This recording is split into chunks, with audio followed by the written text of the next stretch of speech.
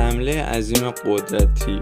گورو در مبارزه با سایتاما تونست ویرانی بزرگی رو برای خشکی ایجاد بکنه و گورو در طول مبارزات خودش تکامل‌های بیشتری میکرد و شاکور فوق‌العاده‌ای رو به نمایش میذاشت که میتونه صفات تکتونیکی رو به حرکت در بیاره و یک قاره رو از طریق امواج ضربه‌ای که از تکنیک و حمله قدرت شدید اون ایجاد شده رو بالا ببره.